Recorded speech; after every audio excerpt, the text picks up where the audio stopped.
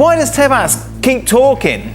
Look, I have a lot of time for Javier Tebas, but on this occasion, as they say, he missed a wonderful occasion to keep his mouth shut. It took one man to reshape and many believe destroy one of the greatest football leagues in the world. That said, look, the fundamental problem obviously isn't what Tebas says. The fundamental problem is the things that Tebas is talking about. La Liga, once the home of legends, superstars, and European dominance, is now a shadow of what it used to be. For years, La Liga wasn't just strong, it was the standard. Between 2006 and 2018, Spanish clubs dominated Europe more than any league in history. Barcelona, Real Madrid, Sevilla, Atletico, they were unstoppable. The world watched La Liga because the best players were all there. Messi, Ronaldo, Neymar, Iniesta, Modric, Sergio Ramos, Benzema. Every weekend felt like a Champions League final, but things changed, and they changed fast. Cristiano Ronaldo left in 2018, Neymar left in 2017, Sergio Ramos left, Bale left, Benzema left, and the biggest shock of all, Messi left in 2021.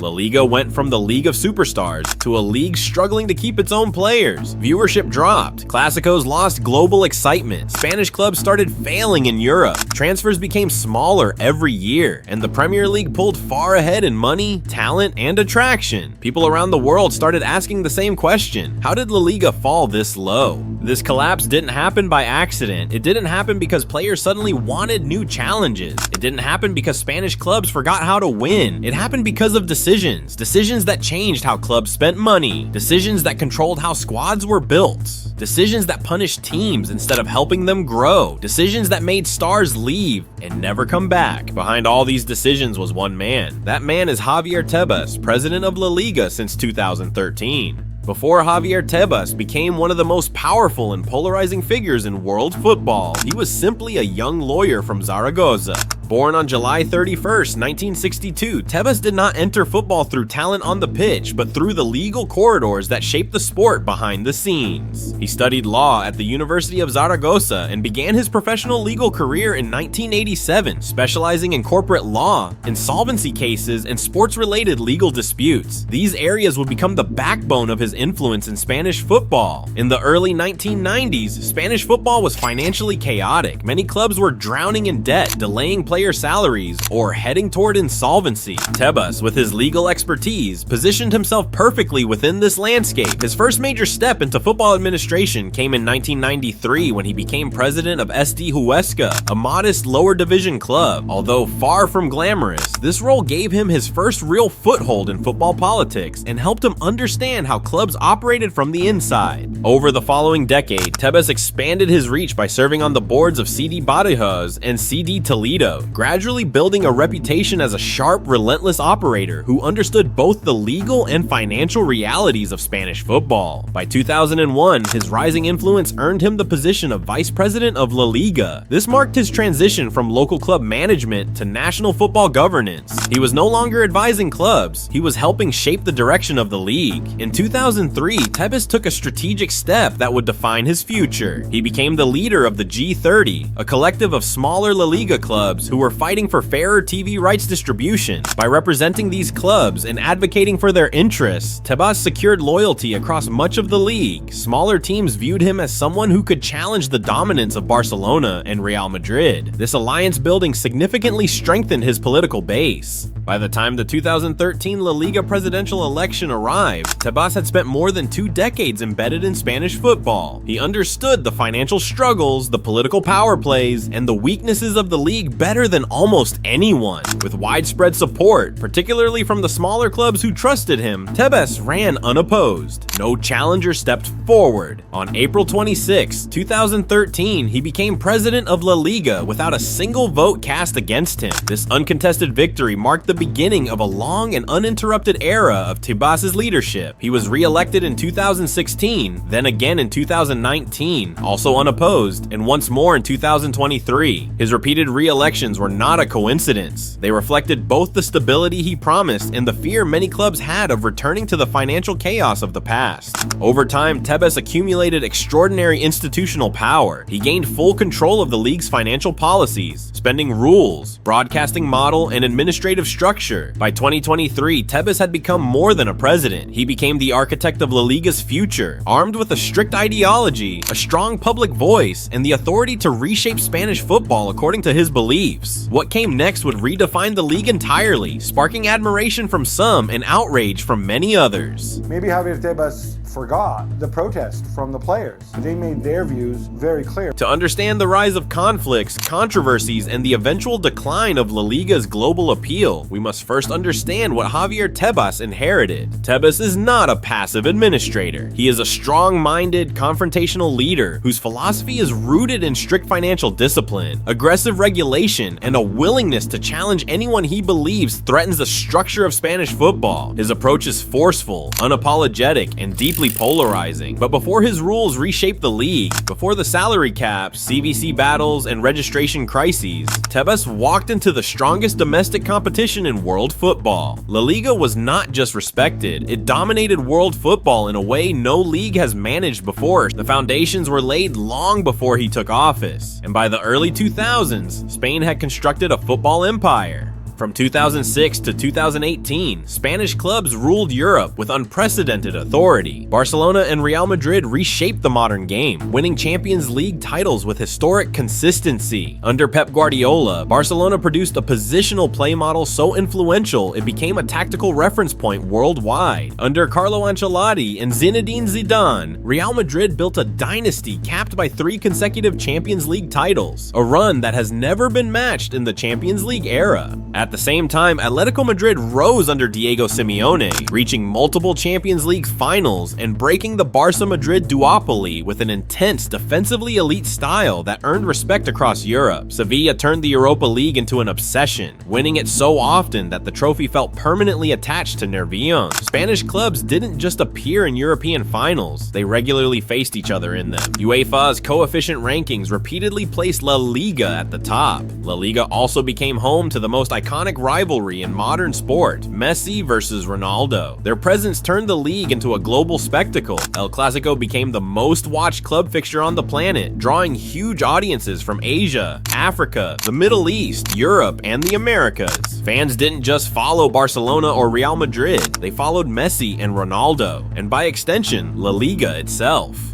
The depth of talent was extraordinary. Xavi, Iniesta, Modric, Ramos, Neymar, Bale, Benzema, David Villa, Diego Costa, Griezmann, and many more elevated the standard every week. Spain's national team, built almost entirely from La Liga players, dominated international football with Euro 2008, the 2010 World Cup, and Euro 2012, turning Spanish football into the tactical and technical reference point for an entire era. Off the pitch, the league flourished. Stadiums were full, sponsorship deals were strong, and La Liga's international brand was expanding aggressively. Young talents around the world saw Spain as the ideal place to develop. Established stars saw La Liga as the natural peak of their careers. No other competition offered the same combination of elite managers, elite players, and elite narratives. This was the league Javier Tebas stepped into, a thriving global powerhouse with unmatched prestige. Every metric on and off the pitch placed La Liga at the center of football culture, but this brilliance came with vulnerabilities. Superstars made the league shine, but they also made it expensive. Many clubs carried heavy wage bills and structural financial problems beneath their trophies. Maintaining this dominance required constant reinvestment and ambition, something that would later collide with Tebas' rigid financial ideology. The contrast between that golden era and what we see now in Europe is stark.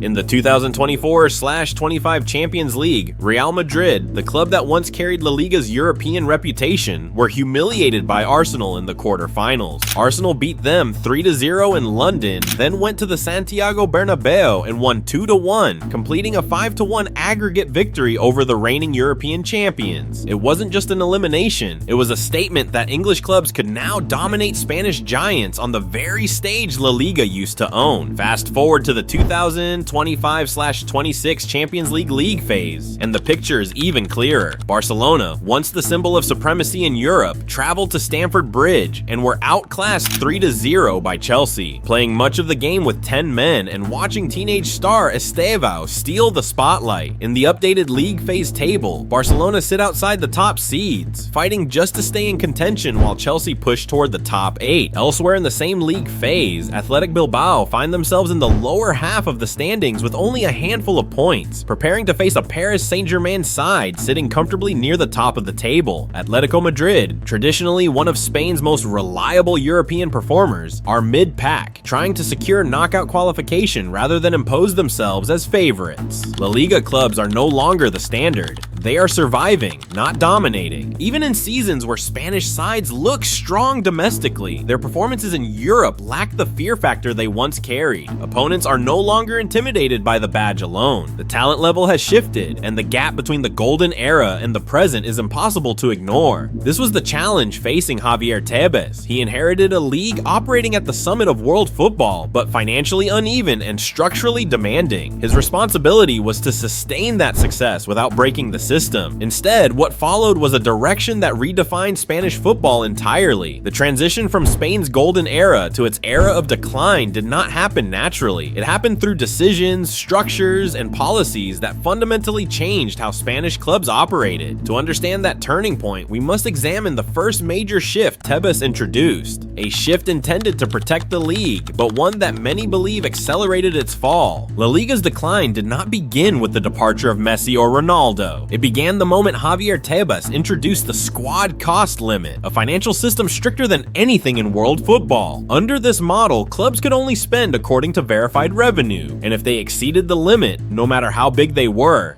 blocked from registering players. On paper, it was designed to prevent bankruptcies. In reality, it became the first major blow to La Liga's global competitiveness. The impact was immediate. Clubs struggled to renew key contracts, finalize transfers, or build squads capable of competing in Europe. The most symbolic and devastating moment came in 2021, when FC Barcelona publicly announced they could not renew Lionel Messi's contract, even after he agreed to a drastic pay cut. La Liga's financial rules left no room for exceptions. The league lost its greatest player because the system Tebas created made his registration impossible. The problem didn't end with Barcelona. Across Spain, other clubs hit the same wall. Veterans, captains, and rising stars left simply because their wages or registrations did not fit within Tebas' strict calculations. Even in the 2023-24 and 2024-25 seasons, several clubs struggled to register new signings on time, with some forced to offload players or restructure contracts just to meet financial thresholds. Spanish teams increasingly turned to free transfers, loan deals, and low-cost signings, not as strategy, but as necessity. Meanwhile, the Premier League, operating with far more financial flexibility, outspent La Liga by 4 times every season. English clubs built deeper squads, attracted world-class talent, and expanded their global footprint. Spain, once the top destination for elite players, became a league relying on bargains. Entertainment value dropped, and international viewership followed. The league that once mesmerized the world slowly began losing its shine, but the damage did not stop with the salary cap. In an effort to inject immediate cash into Spanish football, Tebas pushed through the controversial CVC deal, selling roughly 10% of La Liga's future broadcasting revenue for the next 50 years in exchange for an upfront multi-billion euro payment. Smaller clubs welcomed the money, desperate for financial stability. The giants did not. Real Madrid, Barcelona, and Athletic Bilbao fiercely rejected the deal, calling it a betrayal, selling the soul of Spanish football for short-term cash. Public statements escalated into direct confrontation. Lawsuits were filed. Press conferences became battlegrounds. Instead of uniting to compete with Europe's rising leagues, La Liga turned on itself. This was no longer just a league, it was a civil war, and in the middle of the chaos, the stars kept leaving. Ronaldo was gone in 2018, Neymar left in 2017, Sergio Ramos and Gareth Bale departed as their wages became impossible under the new restrictions. Benzema, a Ballon d'Or winner, left in 2023. Messi's exit became the emotional breaking point, the symbol of a league that could no longer keep its own icons, let alone attract new ones. Recent seasons made the gap undeniable. Premier League spending in 2023 to 2024, over 3 billion euros. La Liga spending in 2023 to 2024, under 400 million euros. That difference only widened heading into 2024 to 2025 and 2025 to 2026, as Spanish clubs faced another window of limited budgets, delayed registrations, and growing competitive disadvantages. While English clubs signed global stars, La Liga clubs fought for loan deals and free agents. A league once defined by superstars now struggled to sign Premier League substitutes. Transfers that once shocked the world were replaced by short-term solutions and cost-cut strategies.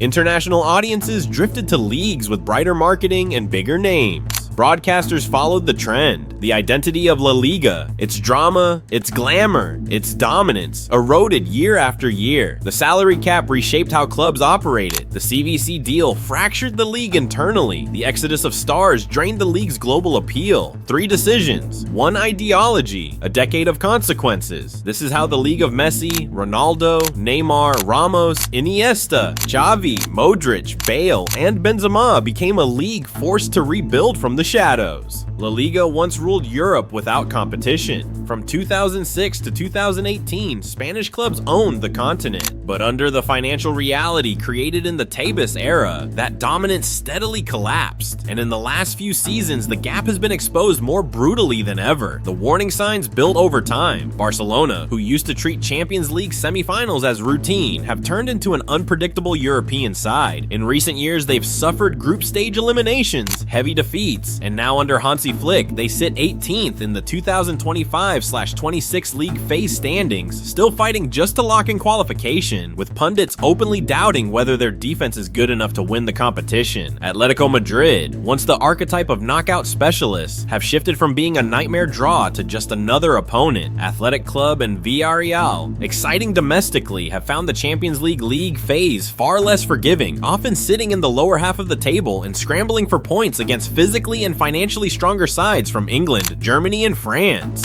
Sevilla, the club that built its identity on European nights, crashed out of the 2023/24 Champions League group stage without a single win, finishing bottom of a group containing Arsenal, PSV, and Lens. That result summed up how far the kings of the Europa League had slid in just a few seasons. More and more, the European story of La Liga has looked like this: one Spanish giant carrying the ranking, the rest falling away early. Real Madrid's unbeaten run to the 2023/24 Champions League title kept Spain's coefficient high and disguised the weakness of the pack behind them. But once Madrid were taken out by rising powers, Spain's lack of depth at the top level became obvious. At the same time, Europe's power map has changed. In 2024/25, Paris Saint-Germain finally won their first Champions League, destroying Inter 5-0 in the final in Munich and announcing themselves as a new superpower. In 2025/26, Arsenal have been hailed as arguably the most complete team in Europe, dominating the league phase and conceding almost nothing, while Bayern and PSG sit right behind them. La Liga clubs are no longer setting the standard, they are chasing it. Even UEFA's own numbers tell the same story. In the current association coefficient ranking, Spain sits 3rd, behind England and Italy. That doesn't mean La Liga is weak,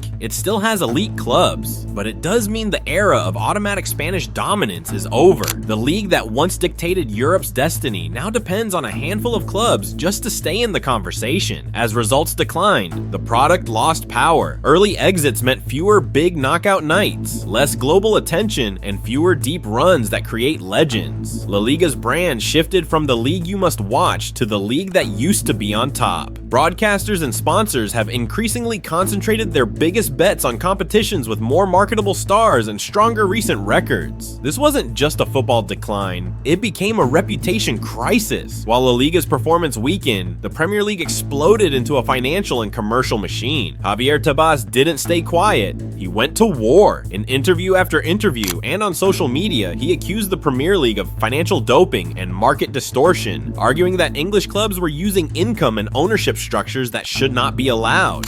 But while Tebas attacked England, the Premier League focused on growing. In the 2025 summer window, Premier League clubs broke yet another record, spending around £3.19 billion on transfers, an all-time high and a huge jump even on their own previous record. New investors kept arriving, commercial revenue soared, sponsorships stretched across every continent. The league's broadcasting model became so strong that globally, the Premier League is now treated less like a domestic competition and more like a premium entertainment product on the level of the NBA or NFL. LaLiga has achieved growth too. In late 2025, it secured a €6.135 billion domestic rights deal for the 2027 to 2032 cycle, a record in its history. But even that record underlined the gap. On a per-season basis, the new La Liga deal still sits roughly €550 million below the Premier League's broadcast value. The distance is structural, not temporary. Without the concentration of global superstars it once had, La Liga's international pull has flattened. Younger fans, especially outside Spain, follow where the stars and stories are. Arsenal's rise, PSG's super team, Bayern's rebuilds. The constant drama of the Premier League, the Bundesliga, Serie A, and League One all now have clear selling points. La Liga still has quality, but less uniqueness. The difference is impossible to ignore. The Premier League dominates worldwide audiences. La Liga fights to protect its market share. English clubs attract top-tier talent. Spanish clubs increasingly rely on smart scouting and bargain signings to stay competitive. The war Tebas chose with the Premier League was a war he could never win. Instead of adapting fully to the new football economy, La Liga often positioned itself as the moral critic watching the rest of Europe sprint ahead. And while Javier Tebas fought the Premier League never even looked back.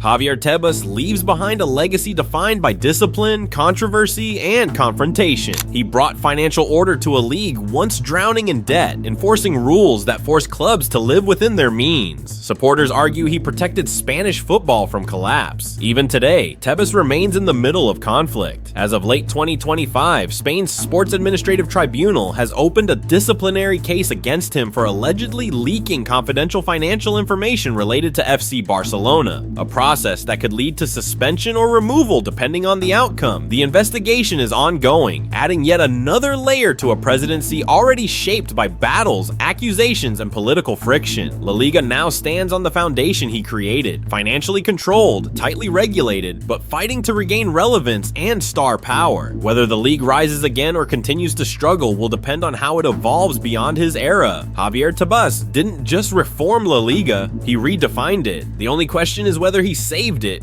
or destroyed it forever.